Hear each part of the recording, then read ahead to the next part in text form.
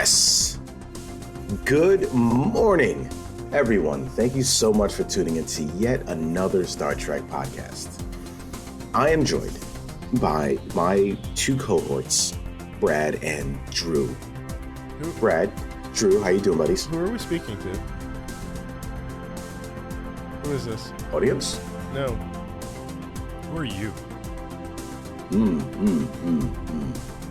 If you don't know by now, I'm Majeed.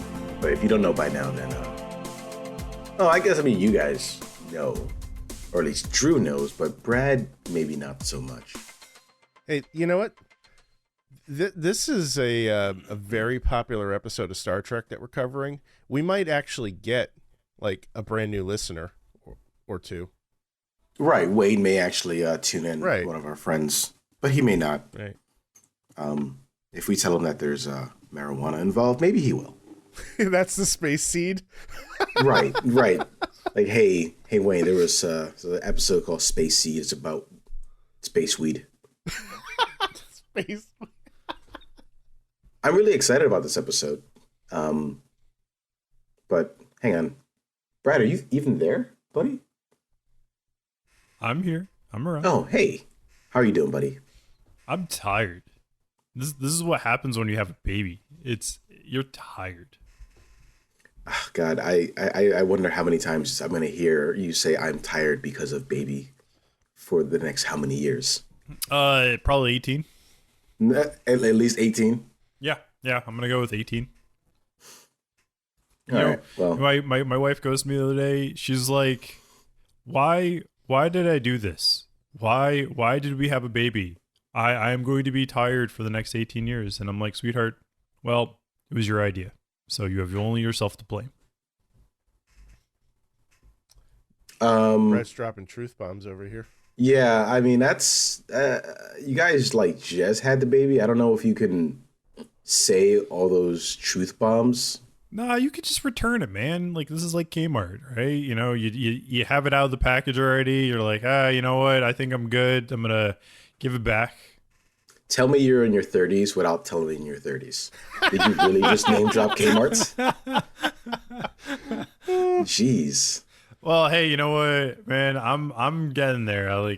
Next year is the 4-0 for me. So. Is it really? Yeah. It so is. Yeah, you could have probably dropped a Caldor reference and. I got Caldors too, man. Like I went to go to Caldors all the time when I was a kid. Bradley's. Yep, that too. Yep. Shit, man, I'm old. Yeah, I'll be 40 next year as well, Brad. All right. Yeah. So I don't know how old I am actually. I think I'll be 30 something. Yeah. You're what, 37? I don't know. I have to do the math on this one. Well, I told you guys before. I don't know if I told the listeners. My wife, she would go to me and she would purposely make me 1 year older than I actually was. She was like, "Oh, you're 39." I was like, "No, I'm 38, sweetheart." It eventually got to a point where I completely forgot how old I was, and I had to actually start looking at the year to determine, am I actually this age? No, you lied. Sorry. This sounds like all part of her master plan to give you dementia. Well, I mean, she's on the right track. Mm. This week, guys, has been very busy for me. I'm not sure if you guys have had the same level of stress this week that I have. What's going on?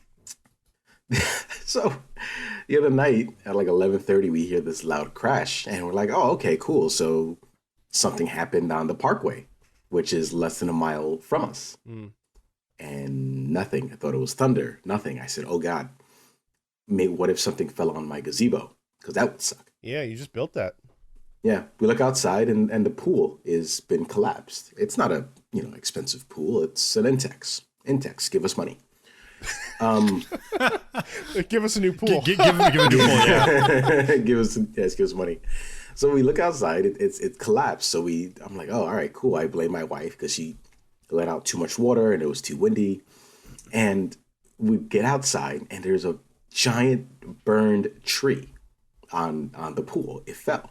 We had a fire that spread from the parkway through the woods to our backyard in the summer. Fire department came out. They're like, hey, yeah, that tree is going to be fine. Even though it looks burned, the inside is solid. Yeah, about that. Those jerks. And they also said to us, even if it falls, it'll fall the other way. It'll fall into the woods. Gosh, I wish I would have trust recorded. the fire department. Come on. Apparently not. They're not lumberjacks. How big how big was this tree? Like, could it Sure, you've been in my backyard. Brad, I'm sorry you haven't, but there's maybe about 15 feet from the fence to where the pool is, and the tree's probably about 17 feet. Wow. And it's maybe like 24 inches thick. Did it like destroy your fence? It fell in a part of the lawn that we didn't put up a fence yet, thank God. Yeah. So that's luck. Yeah. So I'm gonna play lumberjack today. I unfortunately have to skip the gym because, I have no choice. But you'll still I'm be really getting a upset workout though. I'm not using an axe. I'm using a chainsaw. A chainsaw makes easier, but you're still going to have to lift the wood that you're cutting. Sorry. So you'll be feeling it. You'll be feeling it. This is not a bad thing though. I'm just glad it didn't fall in your house though, man. Yeah. That would suck. With all the repairs and remodeling that we've done. Yeah. So we're gonna have to look into investing in getting these trees taken care of.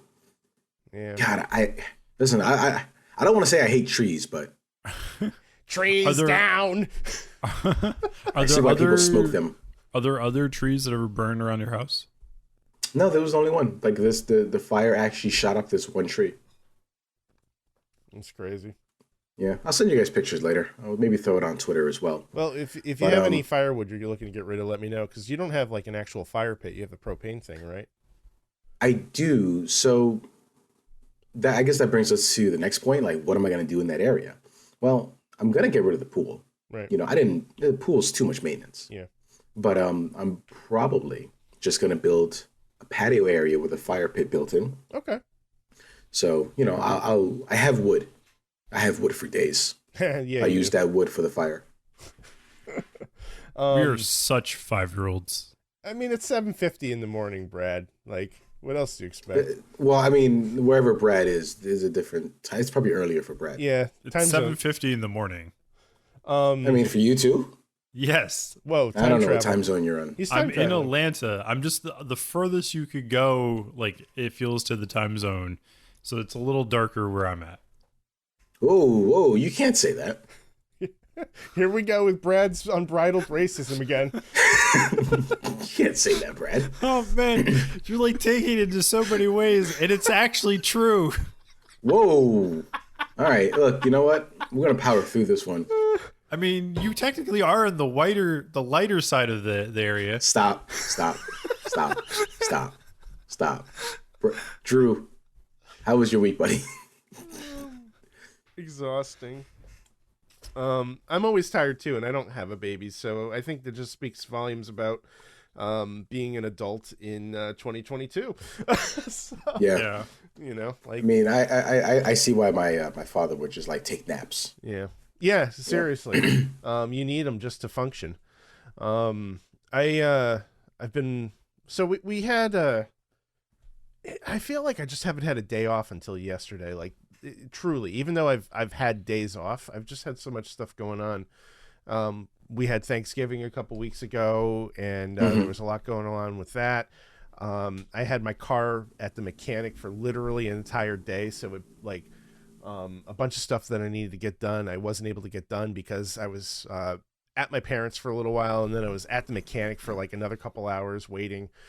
And then this past weekend, we threw the 70th birthday party for my mother-in-law out on Long Island, and it's been kind of stressful on my wife trying to get everything together for that because they rented a hall, they got it catered and everything. It was a surprise party, so it was a big deal. And well, I didn't have a ton of involvement in it. I kind of like absorbed a lot of her stress, so that was part of it. And then we spent a couple nights out on Long Island too. So Driving out there is stressful. Staying in an uncomfortable hotel for 2 nights is stressful. Driving back is stressful. And then I work 10-hour days. And the days that I'm working, I really can't do anything at all. By the way, Metro just busted in a locked door. Hey, buddy. Did he like compress his body and go under the door? He must have. Now I have like the door to my office doesn't close fully. So I usually put like a door stopper at the bottom of it and just kind of wedge it shut. And Metro just forced his way through that. So we might get an appearance by him later. No closed doors, buddy. Yeah. Yeah, seriously. It's true. Well, I'm happy you guys made it through the week, Brad, especially you, because I don't know what I'd do without your, negativity towards my comments. I'm here to basically support you, then kick you down, right? I mean, that sums up our friendship, right? That's basically resistance training, except, except emotional.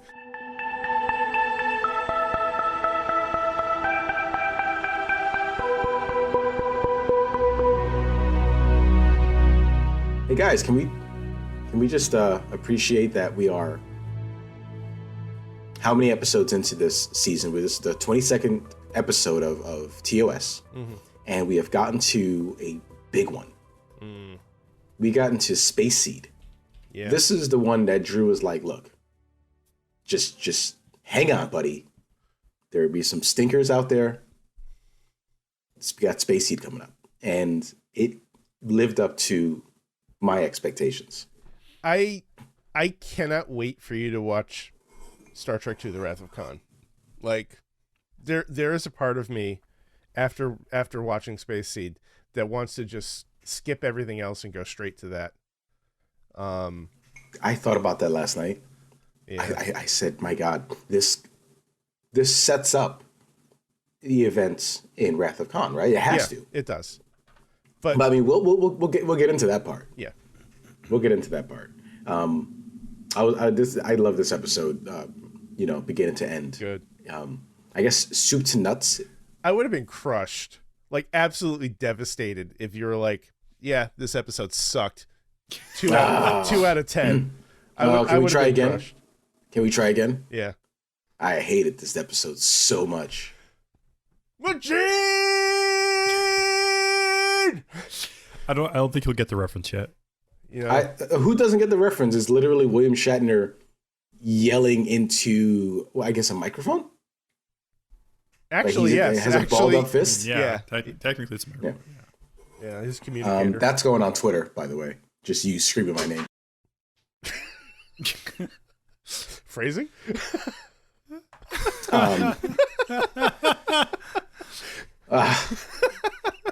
I wonder, Drew, what your wife thinks sometimes. Like you just randomly screaming Majeed's name in a closed door. I mean, she gets it. She gets it. She's met me. She has, and she's seen you fondle me like within 30 seconds of showing up at my house. So, hey, whoa.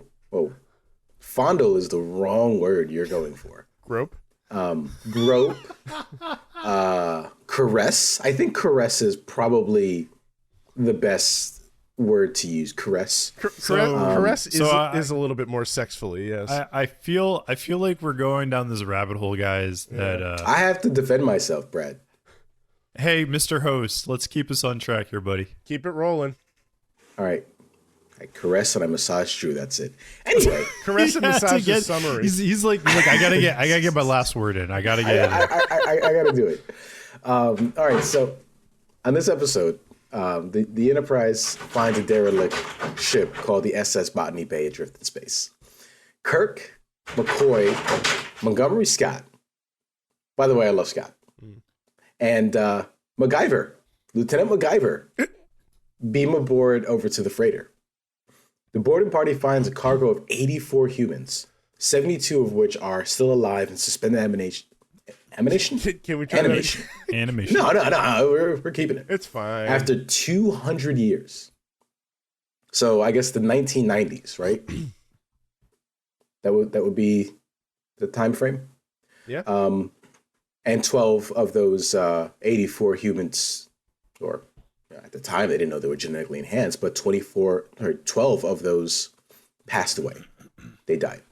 MacGyver identifies group's leader, who begins to revive and is taken back to the Enterprise for a medical exam. Well, no, I thought the ship kind of automatically started to revive Khan on its own. I thought that they started to raise his beats per minute, like his heart rate. Well, no, I thought that was a part of the ship's. That was part of the ship. Yeah, that was a part. That of was part of the ship. Yeah, the ship automatically detected that something, and they explained that the reason why he's doing is probably because he's their leader. Okay. See, I did. Thank you. I did pay attention. Maybe. You're like, shh, baby, watch this. No, that's actually legitimate what I was doing. I was like, hey, sweetheart, I'm trying to watch this show. Please be quiet. Baby, look, it's Ricardo Montalbán in a silk shirt. Shh. So, Kirk has the Botany Bay taken in tow by a tractor beam. Which, I don't know. Listen, I have to have a whole nother discussion with you guys about tractor beams and just reversing polarity on stuff. But we'll talk about that at a different time. Okay. So the Enterprise sets course for Starbase 12. In sickbay, the group's leader awakens and introduces himself as Khan. MacGyver marvels over Khan, which, why wouldn't she? Guy's a friggin' specimen. He had bicep veins even before bicep veins were a thing. Yeah, dude was jacked. Yeah, he looked better shirtless than Kirk did. Yeah, totally. And totally. they took full advantage of that. I think just by us with these comments, we've reached a whole new demographic. Yeah. But it's neither here nor there. So while MacGyver is marveling over Khan, who is just a specimen from the 20th century, she is actually an expert in all things 20th century. And I said, I am too.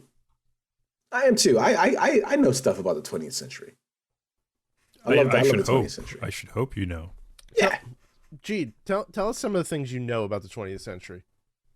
So, the Attitude Era of the WWE brought us The Rock, Stone Cold, Triple H, D12. Oh, sorry, DX. D12. D12 was That sounds was like a rap group. That sounds like a vitamin. No, stop that. It probably is, but no, stop that. D12 is a rap group that Eminem formed. But that's all I know about the 90s. So maybe I'm not the expert. Bad Boys came out in the 90s. I mean, it sounds like you have it pretty much covered. Bush was a president.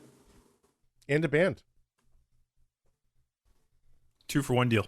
You get two Bush. Were they a good band? They had some hits, yeah. I enjoyed them. Have you heard of the group Bush? I've heard of Hoobastank. That Okay, was close not a enough. good band. Well, close enough, though. Is Bush better than Creed? Yeah, I would say so. Yeah. I guess who isn't better than Creed, right? Well, Creed isn't around anymore, and Bush still is, so that helps. Bush is also a beer, isn't it? It is spelled differently. So we got 3-for-1 deal. Yeah. All right. So Spock discovers that their guest is actually Khan Noonien Singh, who, along with his people, are products of the 20th century selective breeding designed to create perfect humans called the eugenics. Right? Am I right about this? Yeah. Okay. So they start talking about like the eugenics wars, and basically the gist is, they used genetic modifications and selective breeding to create humans that are stronger and better in every possible way. Yeah. I wish that was a real thing. It's called steroids. I would.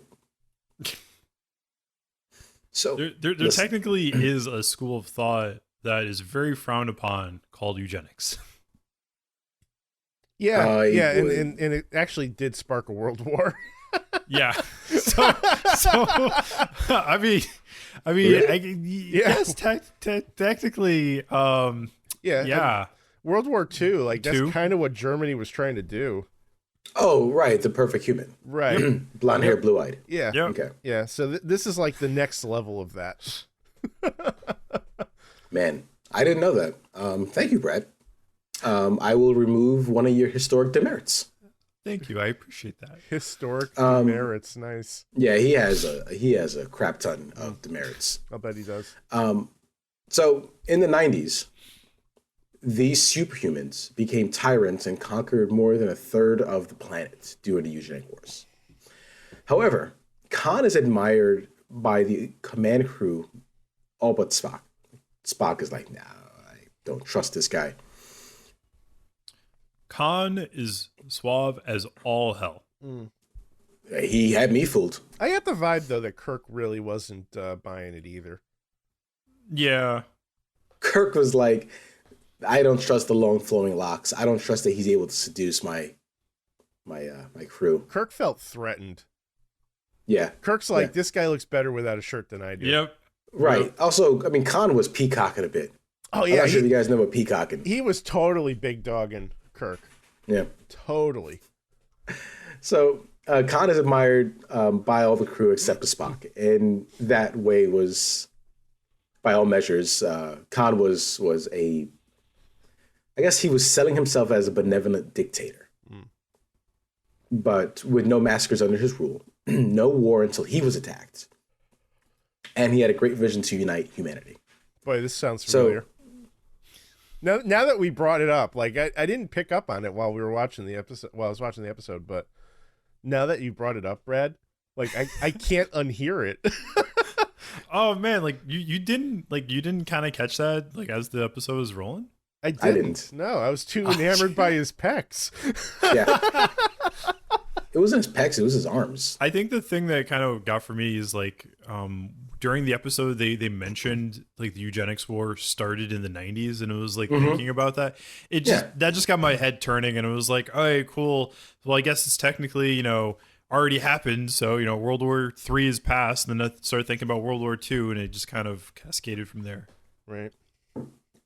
I'm actually surprised that Kirk didn't come out in like one of his deep V shirts to talk to Khan when he asked Khan about why he left Earth. No. All those deep V's were for Khan itself. Like if you remember, like he had, like it was full on. I got to show my chest off. Look how smooth this puppy is. Assuming that there's actually a machine that is replicating clothing on the ship, imagine Khan saying, no, a deeper V. No, that's pretty much it. It's like it's got to be down to the navel. Yeah. A deeper V, silk, please, and some embroidering around stitching there. To your point, Majeed, like if they have like clothing replication machine, why the hell are they giving everybody Starfleet uniforms? No. How about this? Man. If there is clothing replication, why the hell is Kirk's shirt getting ripped the same damn exact place every single time? By the way, when we get to it, they had a fight, Khan, right? Khan and Kirk. I mean, if you saw the episode, it's not really a spoiler, but it's me jumping ahead. Kirk's shirt didn't get ripped. And I wonder if it's because he didn't want to just be bare-chested directly across from... I think I figured it out. It's the Starfleet uniform is designed in a way to protect the crew members, right? And so it's supposed to protect from heat, from cold, all that bullshit. But what it also supposed to do is prevent like strangulation and make sure your clothes doesn't kill you randomly by getting pulled. So therefore it just easily rips off. Like stripper pants? Pretty much, yeah. You know what? I'll allow it. It's like Brad is saying that. All I'm picturing is the trailer for Magic Mike where it's Channing Tatum. He just like rips his pants off on stage. God, that's gonna be fun. Speaking of Tatum, like I saw him in the movie the other day, Bullet Train. That Tatum? Yeah, he's in it. He's in there? Yeah. I don't think I saw that. Where? I don't remember him in there. Now you question me. You know what? I can see why. No, I don't remember him being there. But I feel like that's also a spoiler for that movie because there were other cameos in that movie.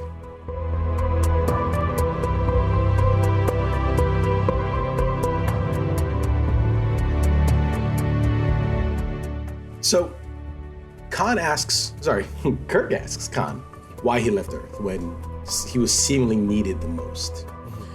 And Khan responds that the superhumans offered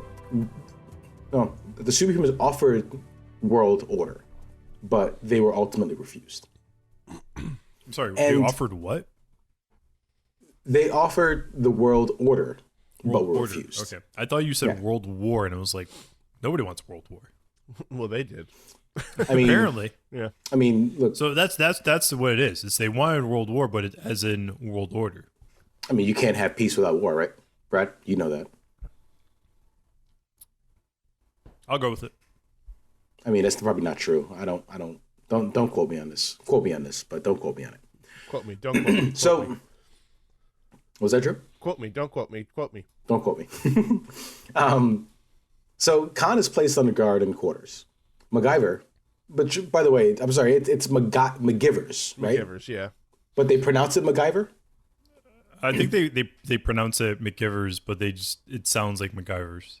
Okay, so it's actually Lieutenant Marla Givers, who's the historian of the ship. She knows most about the 90s. But MacGyvers is sent to brief Khan on current events. Taking advantage of MacGyver's attraction towards him, Khan tells her that he means to find a planet willing to be led by him and needs her help to take over the Enterprise. Plot twist. Not sure if anybody saw that. Plot twist. Yo, she was like infatuated with him so hardcore. Yeah. That like quick.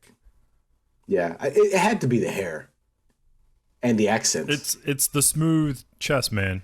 You just gotta shave it, and that's what does all the women.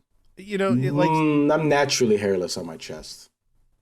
In my head canon, in addition to just being stronger and faster, he also has sexy pheromones that are just like impossible for her to resist. You mean must? It's called must. Sure. Must or musk? I thought it was musk. It might be musk. But you can't say musk without thinking of Elon. Yeah, he ruined that word. So I just think of Anchorman. Now we're talking the Sex Panther? Sex Panther clone. Sex Panther by Odeon. It works 10% of the time, all the time. Yeah. So, taking advantage of MacGyver's attraction towards him, Khan tells her that he means to find a planet willing to be led by him and needs her help taking over the Enterprise. So, reluctantly, she agrees, beaming Khan to the Botany Bay where he revives the rest of his people.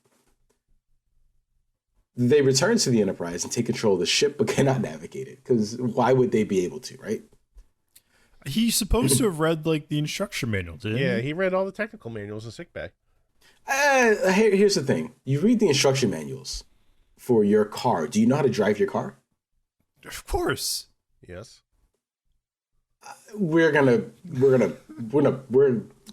have to question your licenses. The instruction manual doesn't teach you how to drive. It teaches you how to like operate the vehicle. Yeah. But I mean, I feel like he can also just, if he wanted to, if Khan knew, he can just go to the command chair, press a few buttons, and it kills the rest of the Enterprise crew. He could have done that. He could have. Canon. He could have just ejected them from the ion pod. That's canon. That's canon now. Yeah. You know, there's a red button that kills everyone. So Khan can't navigate the ship. So Khan throws Kirk into a decompression chamber and threatens to slowly suffocate all of them unless at least one of Kirk's crew agrees to help him. Promising to treat them well if they join and saying that improving man is better than improving machines. Look, I've seen AI programs. It's dumb. Improve machine, then improve man later. But not a single crew member agrees to help Khan, and he's dumbfounded. Having a change of heart, MacGyvers frees Kirk from the chamber. Kirk and Spock vent anesthetic gas throughout the entire ship to disable Khan and his people. Khan escapes the gas and goes to engineering, where he attempts to destroy the Enterprise, but Kirk confronts him. And now we have a big fight scene.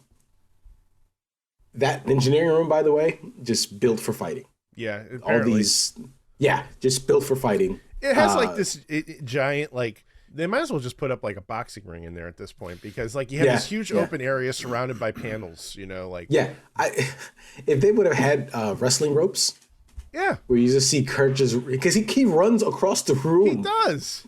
He runs across the room, parkours off the wall, and just tries to spin kick him. Oh God, what a fight! I wanna get into that, but so Kirk holds a hearing after beating Khan. Kirk holds a hearing to decide the fate of Khan and his people. Kirk drops all the charges, and he sentenced Khan and his people to a penal colony. He thinks that sending Khan and his people to a penal colony would be a waste of time. So he offers Khan a choice: either join modern society as a commoner, or settle and rule SETI Alpha 5, an uninhabited, fertile world that he describes as no worse than Botany Bay colony on Earth. Kirk believes that it would be a perfect place for Khan to, quote-unquote, tame. Khan accepts Kirk's offer, and instead of a court-martial for McGivers, Kirk allows her to go with Khan. Spock notes to be interested to see what Khan makes of SETI Alpha 5 in 100 years. And that's it. That's the end of the episode. And what I feel perfectly sets up the Wrath of Khan.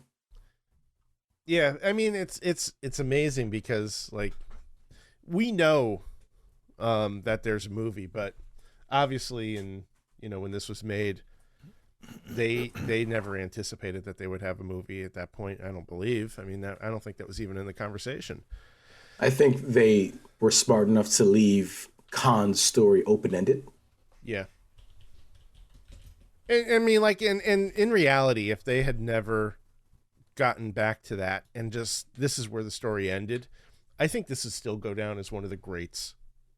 This episode. So this episode aired in 1967. Mm-hmm. The Wrath of Khan was released in 1982. Right. I think it's safe to say, like, between the 15 years, that was like not even a real thought. Well, I mean, they didn't even start thinking about movies until Star Trek had been long off the air, and there started being a letter writing campaign to get it back. Mm-hmm. And that's where the motion picture came from. How many years was it between the events of Space Seed and Wrath of Khan? You guys know? I can find out. 15.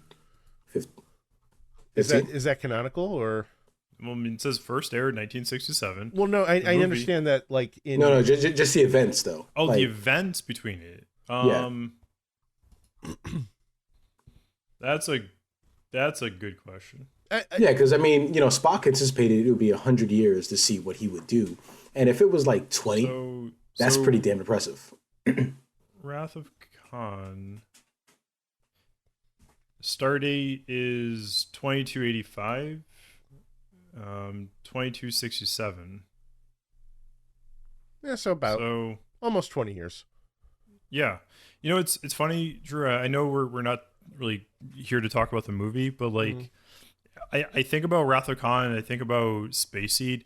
If you look at the age difference between Khan, is like you can clearly tell 20 years like passed for the actor because he's older. He's not like the savvy, suave, right, type of actor.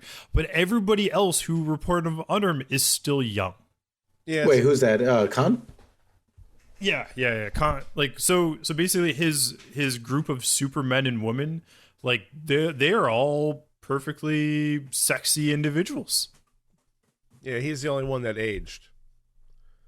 Yeah, but I that turned him into a more ruthless bastard, though, right? I think so. I think he looked rugged, and yeah. I've never seen Wrath of Khan, but this makes me want to see Wrath of Khan. So like, I really can't talk about Wrath of Khan too much without spoiling things for you, Majeed. But like, there's so much points of discussion here that I really wish like you had seen the movie, so then you can have like some of the same appreciations that Drew and I have. But this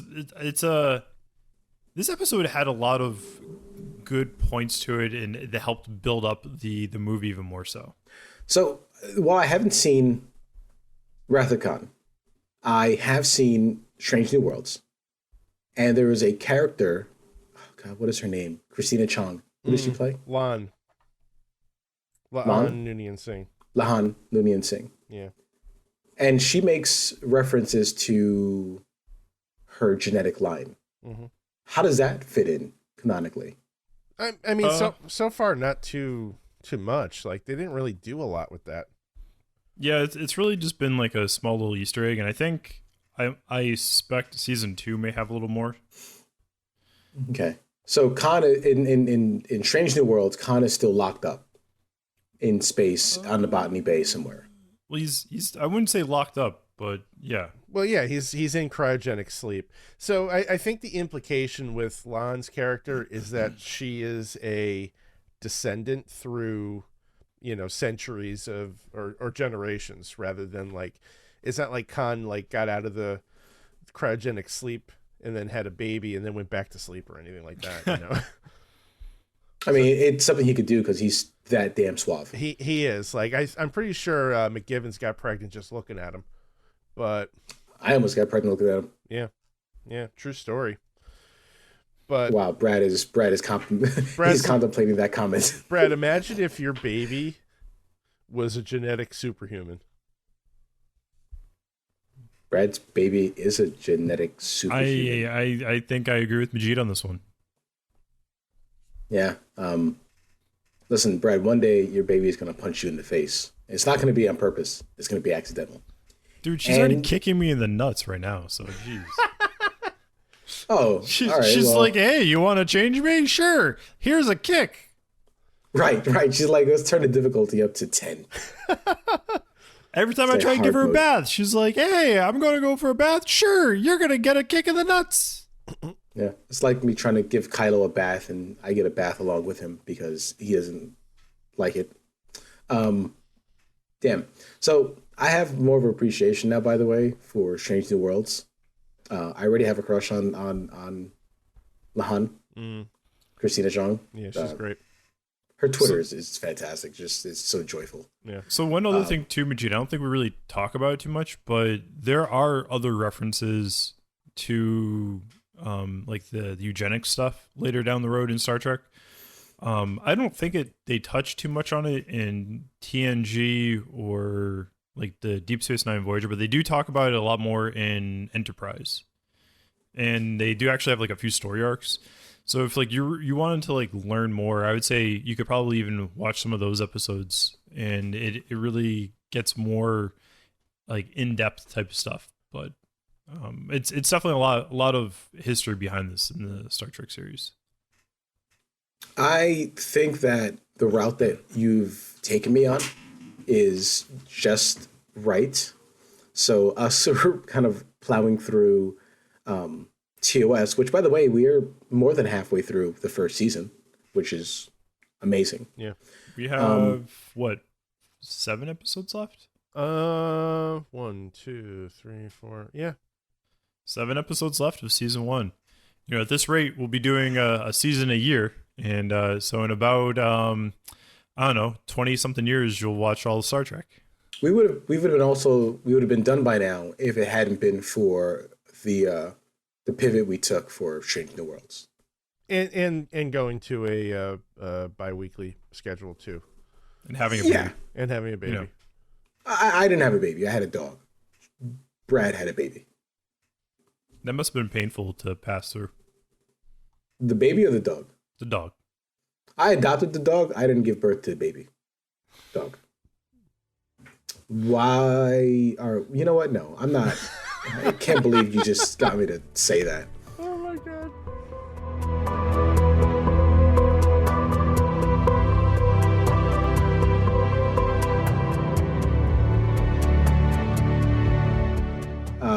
I love this episode. Front to back. The peacocking, the Ricardo Montalbán. I feel like we glossed over... We glossed over a lot. Glossed over the scene in sickbay. Yes. When McCoy Khan is just waking up, and like he McCoy's there, and let's be honest, McCoy does not give two craps. Yeah, no, he was like, look, if you're gonna kill me, do it right. McCoy like woke up on the wrong side of the bed. He starts bitching about the transporter right from jump, and then Khan holds a knife to his neck, and he's like, "No, you're doing it wrong. You're doing it wrong. Like, if you're gonna kill me, you want to slice here because it'll be quicker." Like, you have a knife to your doctor's throat, and it's in the wrong place, sir. Yeah. Who do you think you are? Balls? Oh man, McCoy has the biggest balls on the Enterprise. He's like, you think you're gonna do me a solid, just kill me, get it over and done with? I'm already dead inside. He's like, have you seen this crew? I can't deal with them anymore. Right. I can't drink anymore. They told me I can't have any more liquor. I can't give my patients liquor. Kill me. Just kill me. Let's face it. He's probably tired of all the people Kirk has lost over the his time on board. Don't get me started, Brad. Don't get me started. Listen, in my headcanon, Kirk put Khan in a red shirt so he can kill him without remorse. That is he's wearing a red headcanon. shirt. It means he's supposed to die. Right, he's cannon fodder. There was a lot in this episode. We got the return of the Vulcan sleeper hold. Drew, I know you're excited about that. Yeah.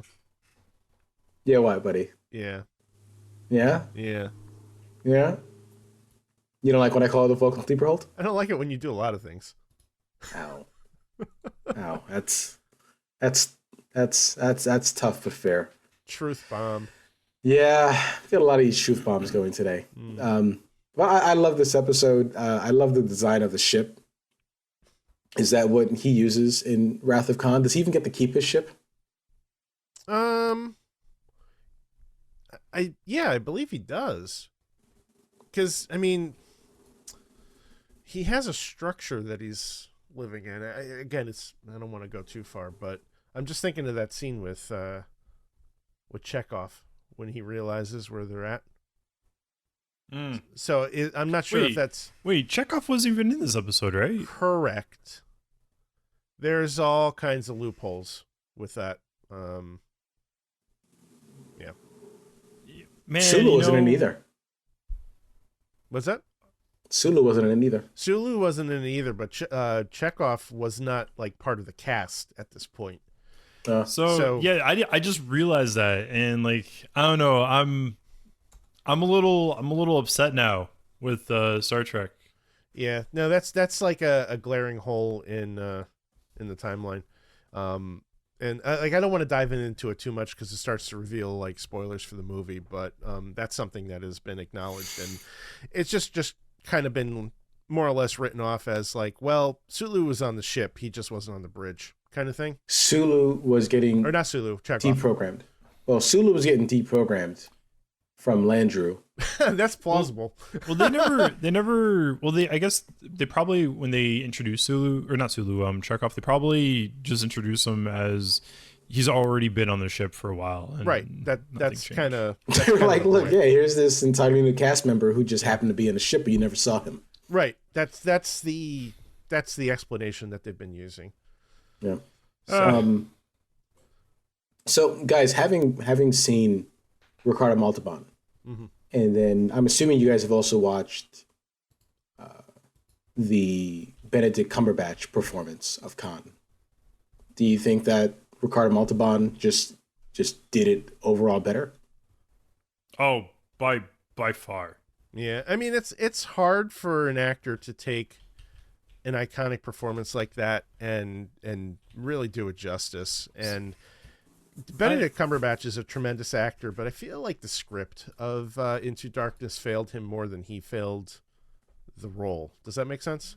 Yeah. Like, I really feel like the Calvin timeline, like I don't know, it was a disjustice for the actor because I know they were trying to do like a big reveal and with Benedict Cumberbatch. Like I love that guy as an actor, but I felt like that was like it's an unfair situation to try to like have him fill those shoes.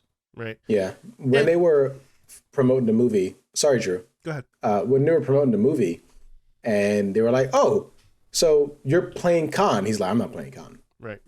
And they asked J.J. Abrams, they're like, "Oh, so Benedict Cumberbatch is playing Khan?" He's like, "No, Khan is not in this movie. Khan is not in this movie." Right.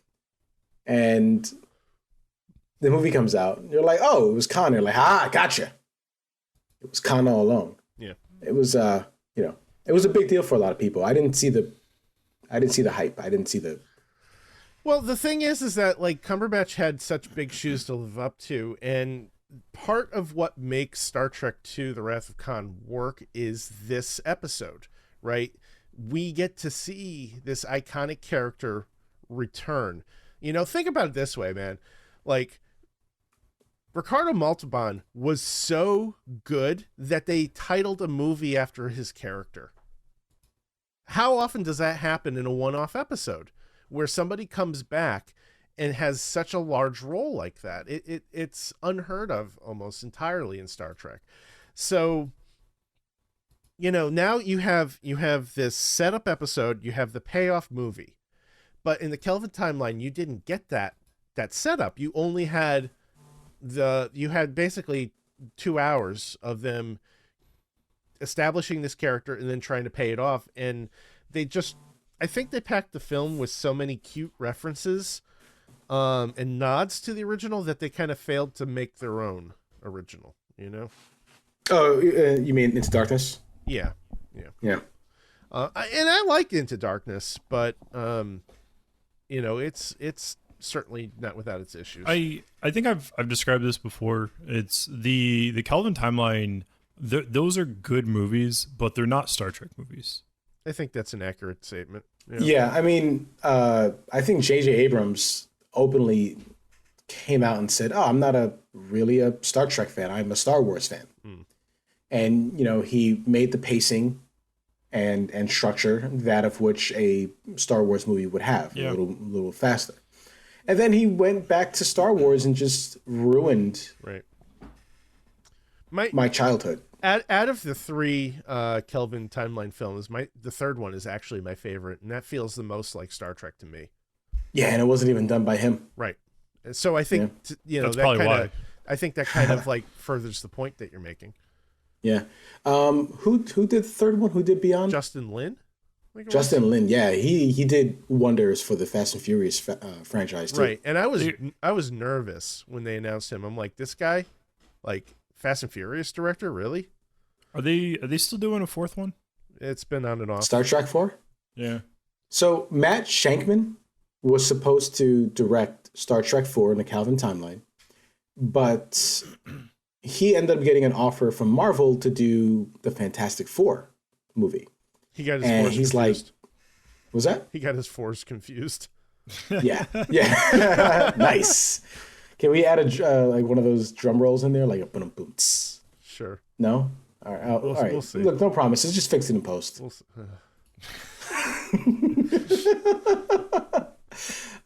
Yeah. No. So he went on to do Fantastic Four, and listen, there are a lot of great directors that could take on the Star Trek franchise. Just keep Quentin Tarantino away from it. I don't know if I need, shots of Zoe Saldana's feet throughout the movie. Are you telling me you don't need shots of her feet, though?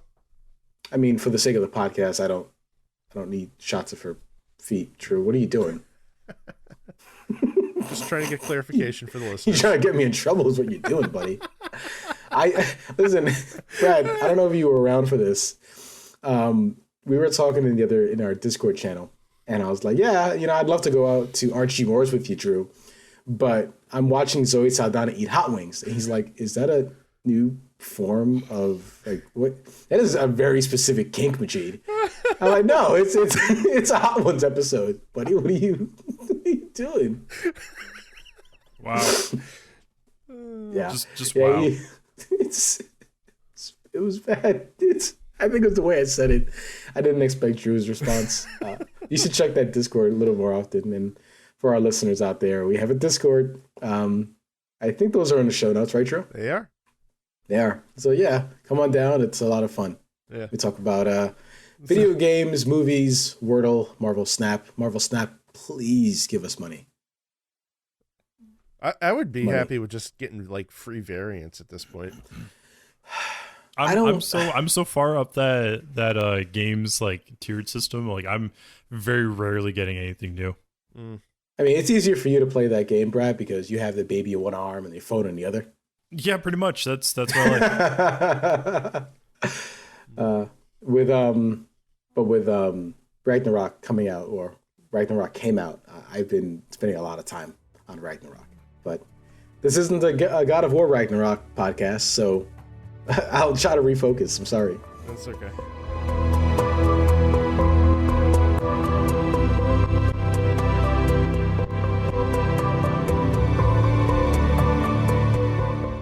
Was there anything else about this episode you just loved other than Ricardo Montalbán's chest?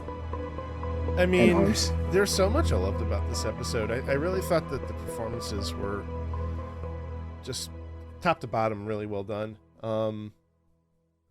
But I think we kind of hit all the big things, you know?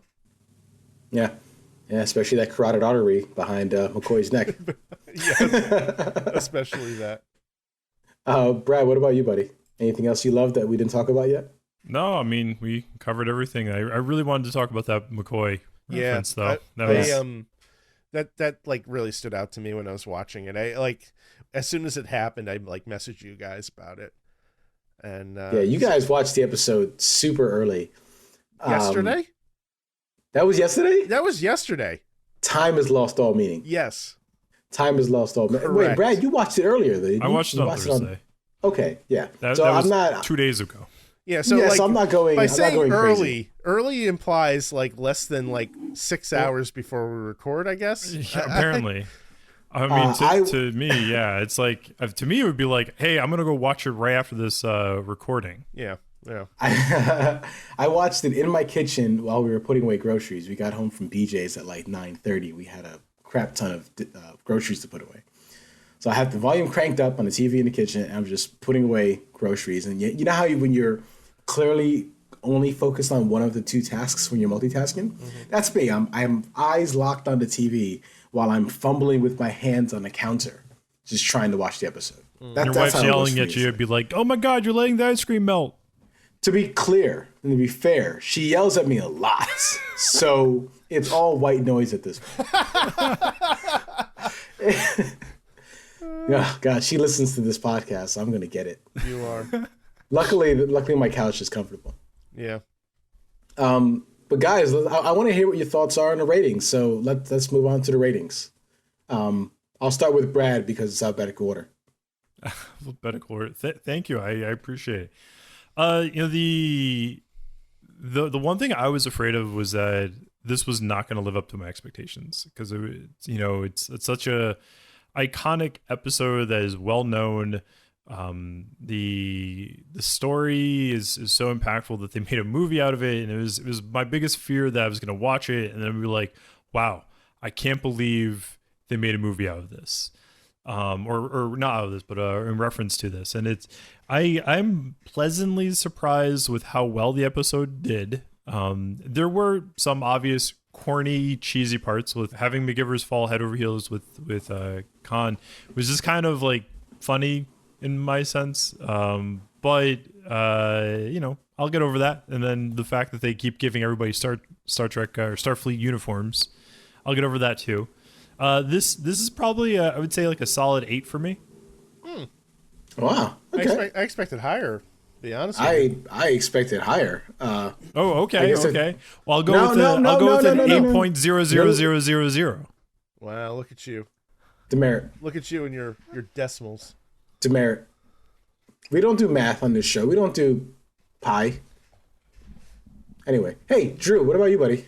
Yeah, I mean, I had a lot of the same concerns that Brad had too. You know, like rose-colored lenses and all that stuff. You know, I have a very special place in my heart for Star Trek II: The Wrath of Khan, but it has been a long time since I've seen Space Seed. And there were scenes from this that I actually didn't even remember. So I'm not entirely sure that I've seen it start to finish in one sitting. But, you know, I was looking forward to watching this episode. I wanted to see if it still lived up to the hype, and it absolutely did. And I think what I took away from this most of all is how riveting Ricardo Montalbán's performance was. He made William Shatner look like a chump, in my opinion. Yeah. He outacted William Shatner on every single level. He made you like just glued to the screen every time he was on it. And like, yeah, it was a little unrealistic for McGivens to fall in love with him so quickly, but was it? You know, at the same time, it's like this guy is magnetic, and you know, I kind of feel like they could have thrown the scent on his evil intentions a little bit better, because every time something with the ship, like when they first discovered the ship, you heard evil music. When they first came across all these cryopods, you heard evil music. And it was kind of forecasting it a little too heavily. I think they could have maybe dodged that and been, you know, left a little bit more to the imagination and a little bit more to the surprise of it all. But I don't think it took away from anything. Like just top to bottom, a tremendous episode. I think it still stands the test of time. And I'm giving it a 10. I loved it. Ooh. Loved it. Wow. All right. That's good, buddy. That's really well said. Brad, you want to revisit your score? No, I'm sticking with my like. I enjoyed it. Don't get me wrong. Like I really enjoyed it, and I don't know why I'm feeling the need to defend myself with you two, but well, not necessarily you two, but mostly Majeed, because he's a very not big Star Trek person. But I enjoyed it. To me, it wasn't like the most amazing, perfect episode I've ever seen. It just it had its kinks, it had its flaws, but I think it was good. I also had some concerns going into this episode because both of you hyped it up. You said there were episodes in the first season that were just going to be worth the wait. One of them was the Birds of War episode. Wait, stop. Birds Clap. of Stop. wait, Bird of Prey. Balance of Terror. Balance of Terror. I was close. So we had Balance of Terror, which was great, and they revisited that in Strange New Worlds. Yep, which was great. There is The World of Tomorrow. Drew, what is it called? City on the Edge of Forever. City on the Edge of Forever, which is coming up in a few weeks. Great. And we also had this one.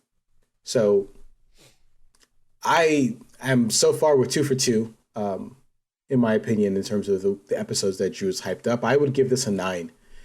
It's not perfect. Actually, is it perfect? In my mind, what flaws did I have with this episode? I had no flaws with this episode. Crap, guys, I'm giving it a 10. What? Yeah, no, I had no flaws with this episode.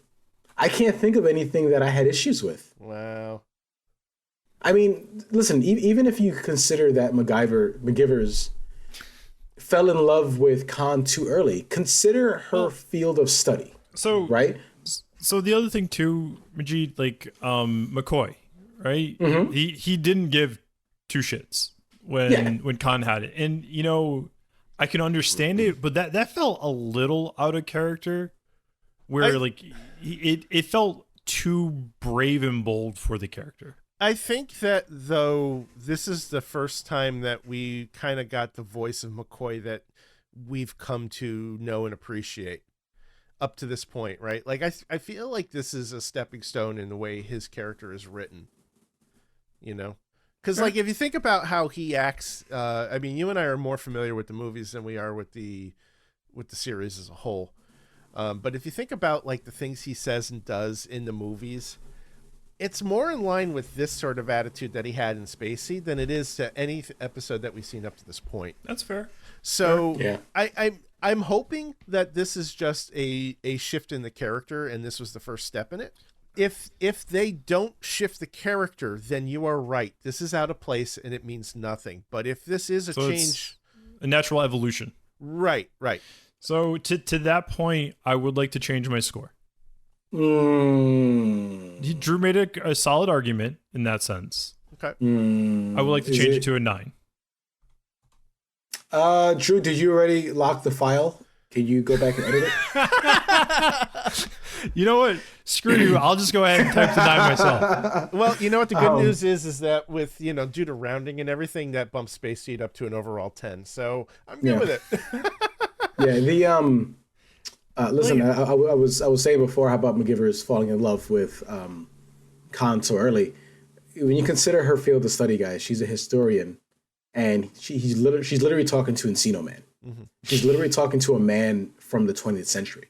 She's gonna have infatuation there, And then again, just the overall sexiness. So the deck was stacked against her. Yeah, that's true. But Brad, I respect your 9, and I respect that we were able to bully you. It really was like the McCoy thing. Like I didn't it just felt off, but like to the way Drew described it, where it's the more of the evolution of the character from what we see now to what we were going to see in the movies, and that actually makes more sense because we're gonna have to get. Majeed, when you watch the movies versus the show, there is a distinct difference in a lot of the characters, and you need to find a way to get to that point. It's this is really like the first season's really been the Kirk show. That's all it really is, and you can't. It's so frustrating to watch, and we almost never really see too much of the other characters. Hell, even like Bones and Spock, we don't really see so much of them.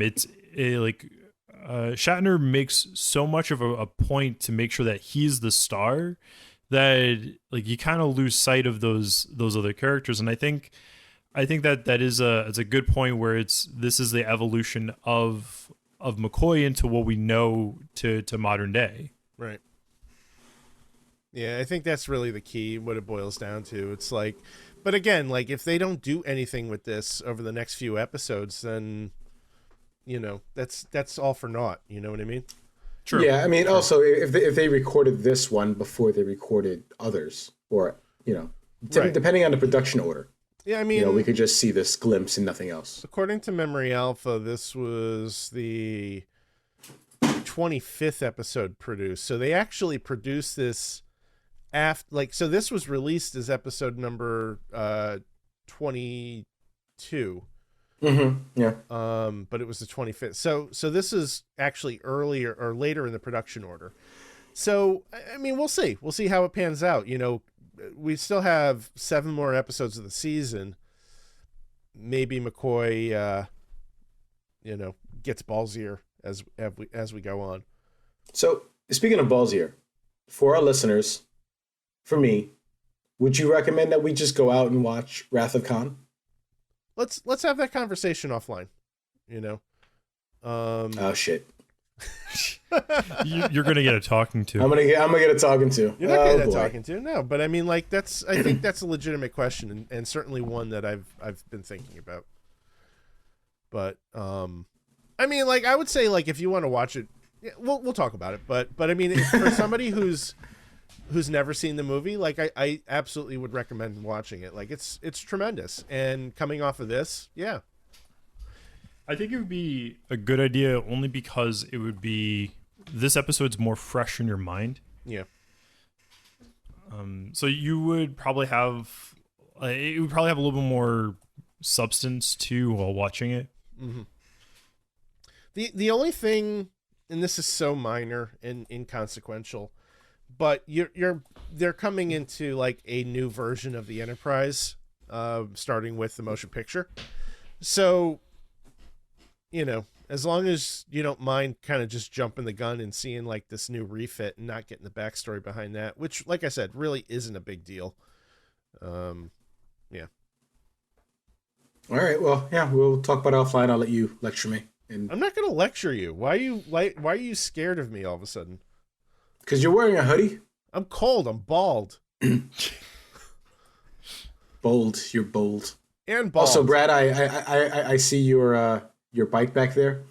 Yeah, and got a Peloton. Nice. I can't. Yeah, we don't actually know how much money Brad makes, but apparently it's a lot for him to have 2 Pelotons. 2 Pelotons? What are you talking about? I should clean my glasses. Guys, I'm getting a free treadmill. Hey! How can I get a free treadmill? Ask people. No, I have a seriously, treadmill like downstairs if you want it, Brad.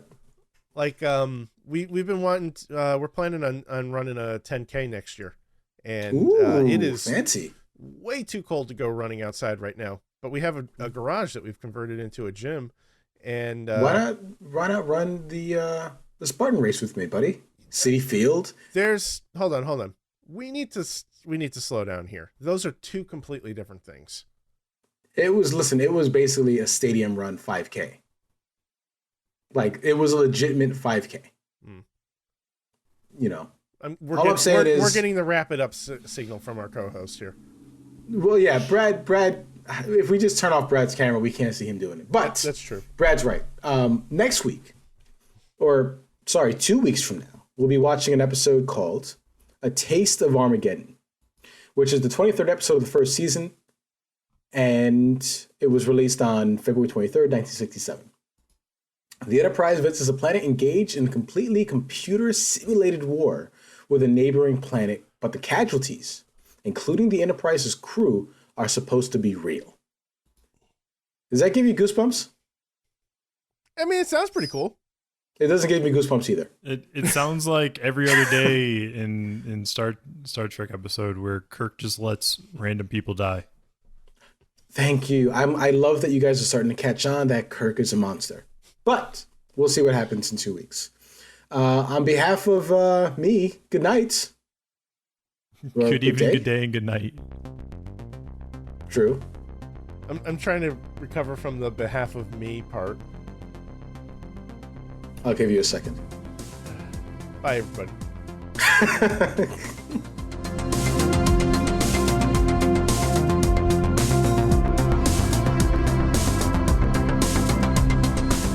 Thanks everyone for listening to yet another Star Trek podcast. We are part of the Retro Sessions Network. This episode is recorded on December 10th, 2022 and is hosted by Brad, Drew, and me, Majeed.